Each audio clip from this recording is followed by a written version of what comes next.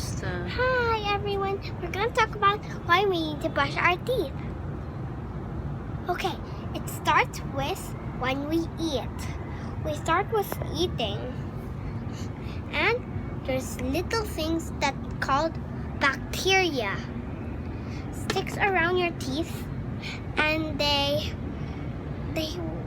are ruining your teeth, and they're trying to make holes in your teeth. If you don't want to brush, just leave your teeth with holes. And if you want to have your clean teeth white, like white. Mine's a little bit yellow because I just ate kalabasa, and we still need to brush our teeth. If we don't, we're gonna have bacteria, lose our tooth. And it's important to brush our teeth.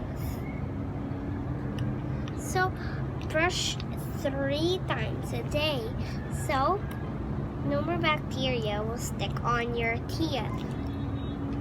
Bye! See you next time! Bye!